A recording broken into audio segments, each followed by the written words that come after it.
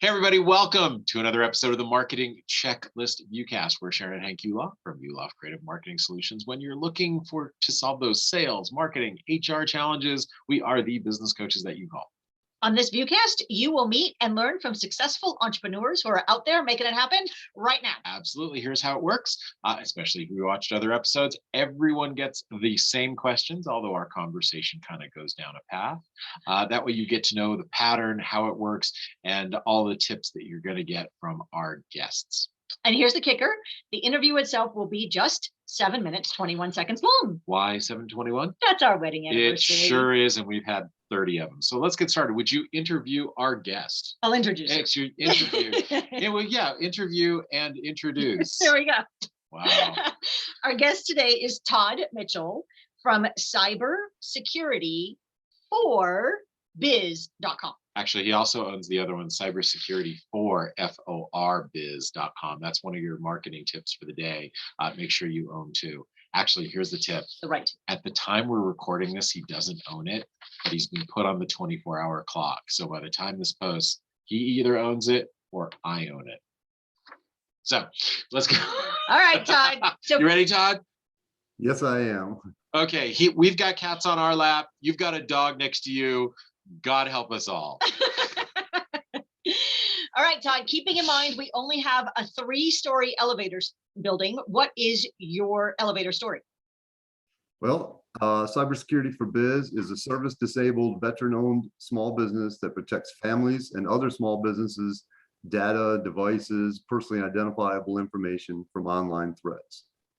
That's a great elevator speech. That is. Right to it. Well done. Okay, so now give us a little bit more. What's your business really all about? Basically, I'm retired military with 30 years experience protecting confidential and secret information. And I got a master's degree in cybersecurity policy. I was helping a couple of my friends try to do their devices. One of my friends, a DJ, lost all of his music off of a hard drive and then realized that there are no resources for entrepreneurs and small businesses. All the resources are government agencies and huge Fortune 500, defense contractors. And I decided my mission in life is to bring affordable solutions to small business owners. Okay, so I'm going to ask a couple of questions. I know we're going to go long. We're going to go long because of that. How many computers does a business have to have before they call you? I mean, is before it like they're your ideal client? Yeah, is it 1? Is it 100? What's the number for you? I would say 1. Wow. Okay, and so really, wow. All right. Most of my customers are micro businesses with less than 5 employees, less than 5 computers. So here's what I'm going to do, and this is part of it. We're going to be connecting after this. I have someone I want to connect you to. We're in a networking group, and the IT guy, for them, it's a higher number. So I want to connect you with them so that they have an option of where to go. Is that okay to do? Yeah. Awesome. That sounds great. Cool. Okay, so besides all that, why should the listeners flock to you? Because the way I do business is I help you build your own culture for your family or your business to protect you from online threats. I'm not just selling another $5,000 a year end-to-end protection for networking or something that runs off of server stacks from some big company like Cisco or something that you don't have any of that because you're a small business working out of your living room with 1 computer. Perfect.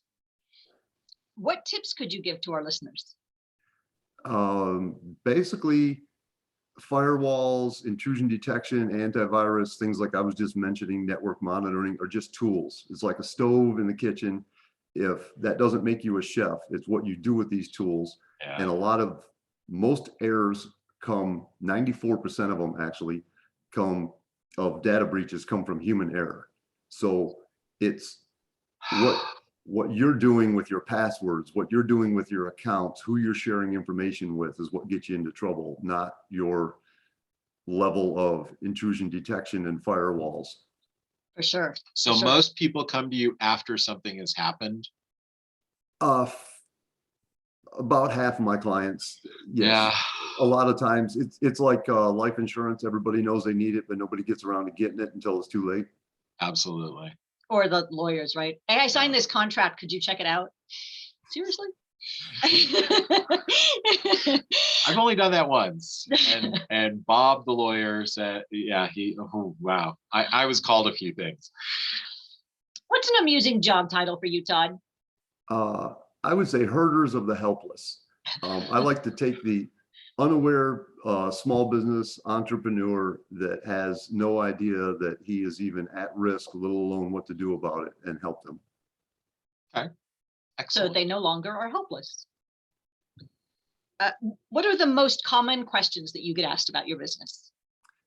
One of the biggest questions I get asked is it true that only big companies have data breaches? And this seems true only because that's all you hear about in the news, because it's not really national news that Susie the cupcake maker got hacked in her living room. It's big news when Target or Home Depot gets hacked. For sure. And the other question I get asked a lot is, can people really be watching me in my house through a baby monitor or my webcam? And the answer to that also is yes. Oh my God. I'm turning Anybody off can the activate camera. your camera remotely and be watching you walk around your living room when you're off camera or think you're off camera. Yeah. Wow. That's why so many of those now come with a cover or something. We have one on ours. It's right here. Yeah. Yeah. Oh, there it is. Knitted me a Aw. mini stocking cap to stick over the top of my How webcam. cute That's is the that? sweetest thing ever. Show that again. And this is what I was referring to. So this is cybersecurity right here. You know, forget Yeah. spending $3,000 a year on endpoint protection for your webcam through, you know, whatever company. Now, I bet you sell those to, do you sell those or do you give one of those free to every new client? I've actually tried to talk my wife into knitting me a bunch of them so I could do that, but she wasn't really on board with that idea. So I had to come up with a better solution. We could probably hook you up with some knitter. If that's really what you want, we could probably hook you up with some knitters that would be more than happy That's to, the and coolest might even be thing. able to, depending on how good they are, add your logo, Oh my God. logo, phone number, That would be something. awesome. Oh, that's Cool. All right, we'll talk about it after it. Yeah. What's the most unexpected thing that you've encountered in your business? Having a panic attacked client call me because her crazy stalker ex locked her out of her website, locked her out of all her email accounts, tracked her kids' phones so they could tell where the family was at all times. Oh, it was a mess. For sure. Wow. Yikes. That would have not been fun. It was just out of the blue. I had just actually published my phone number through Google My Business, and all of a sudden my phone rings, and it's not even a business. It's this lady going, well, you were the only one I could find on the internet that had a phone number that, you know, I don't know if you can help me. And then she told me her story, and I was like, okay, I can help you. Look at that. That's a really good marketing tip. Make sure you have your phone number where people can find you. Oh my gosh. Yes. That's really cool. Good job. Well done. Now I want to look at his Google My Business. What's the best tool that you use? What's your favorite tool for your business?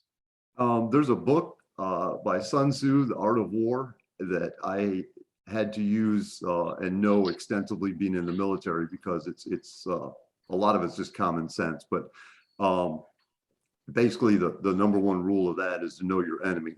So I've been trained as an ethical hacker, so I know how people can get into your system, and that's how I can help you prevent that, because I can show you what to do.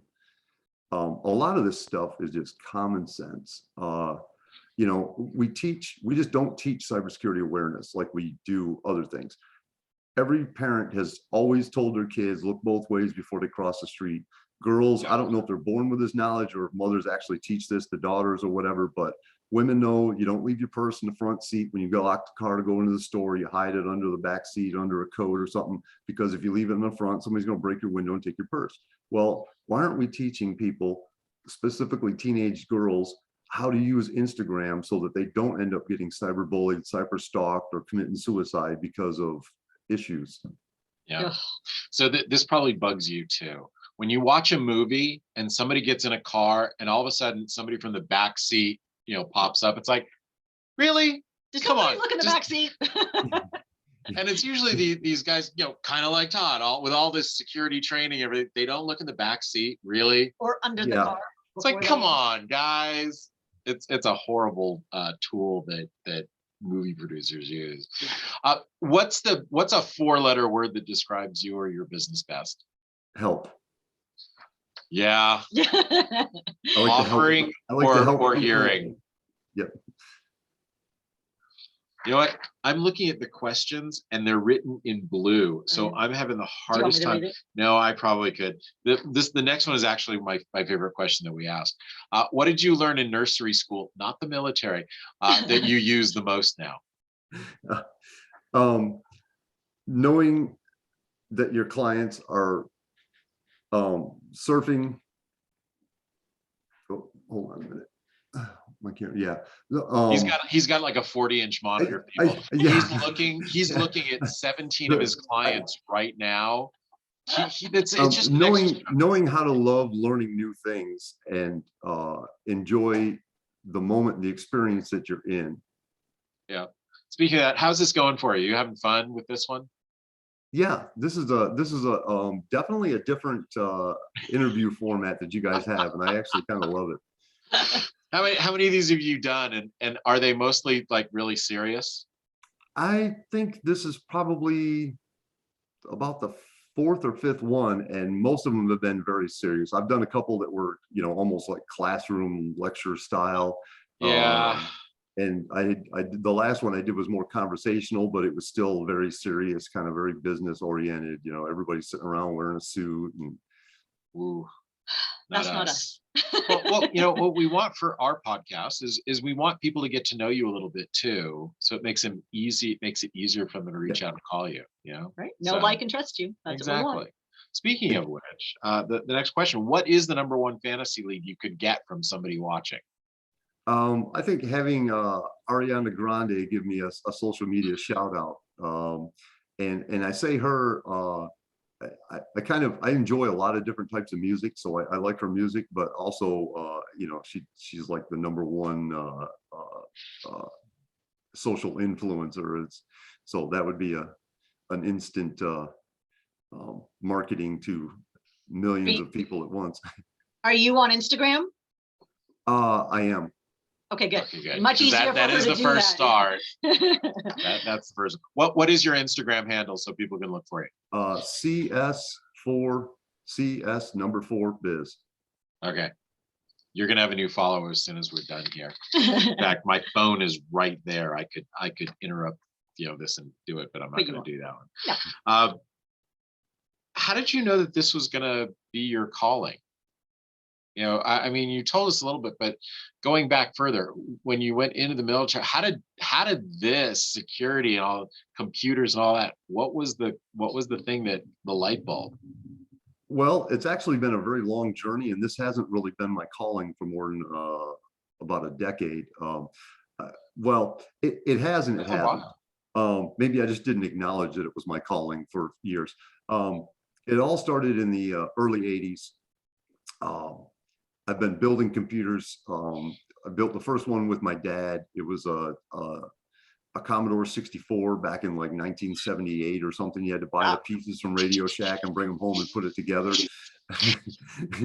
And then I've always had, when I was in the Navy, I was actually in retail, but the accounting, back-end inventorying was one of the first things that the military computerized.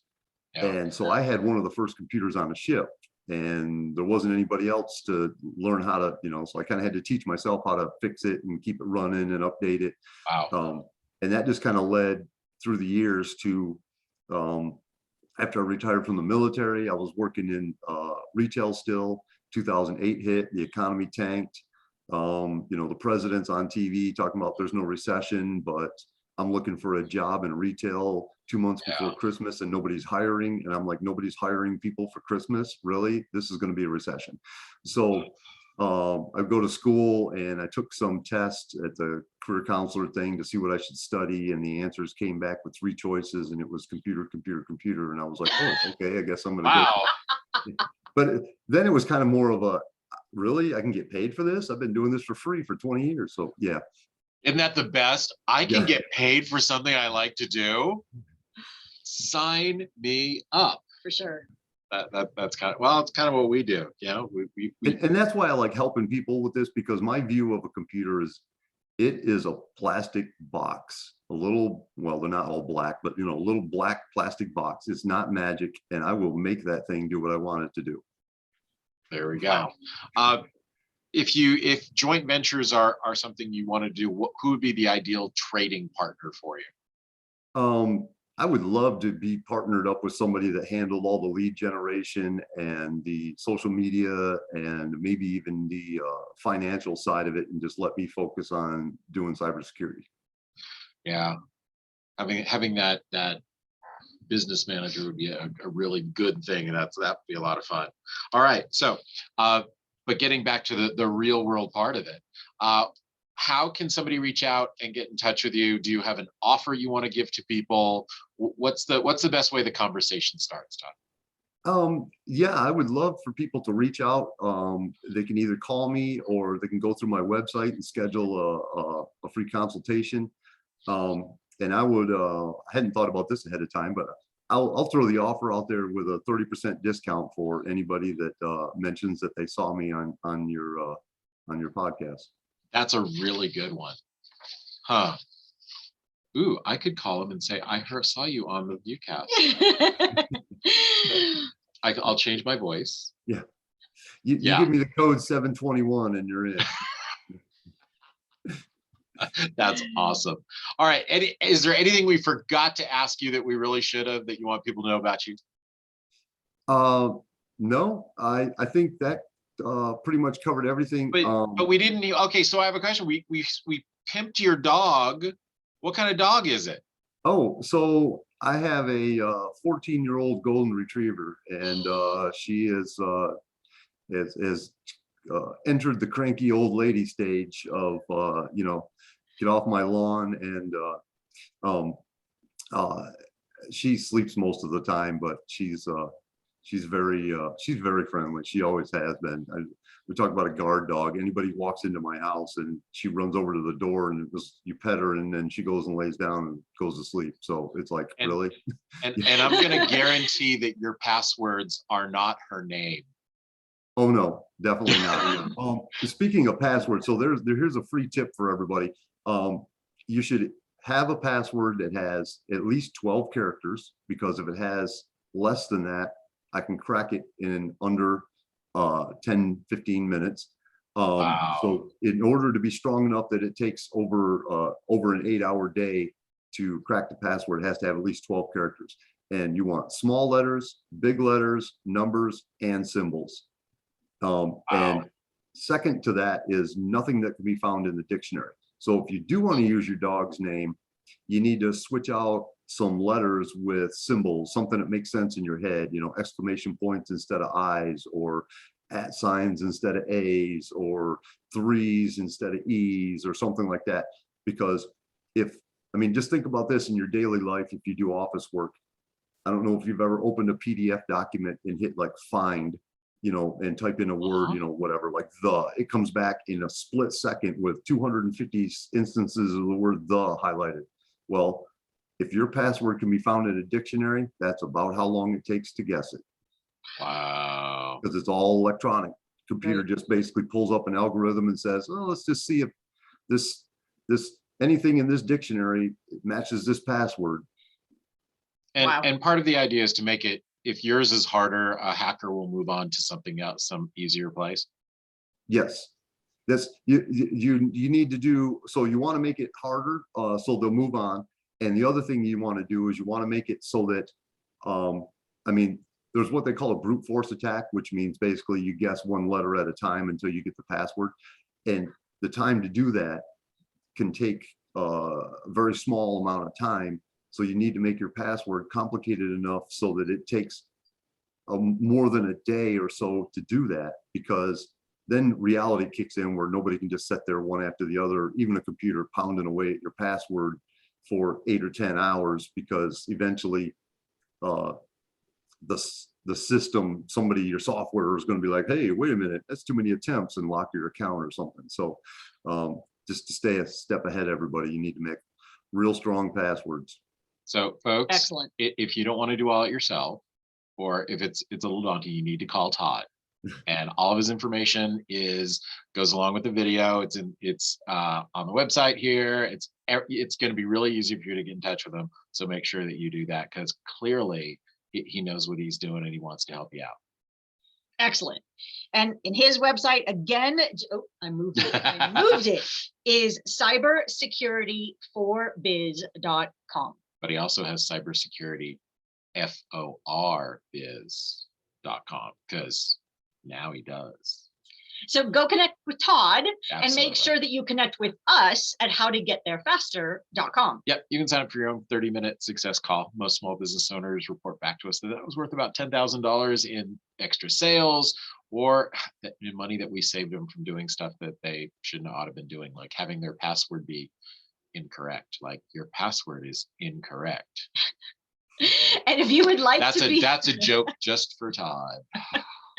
And if you would like to be on the Viewcast as well, then just make sure that you let us know when we chat after you schedule time at howtogettherefaster.com. Todd, thanks for being with us today.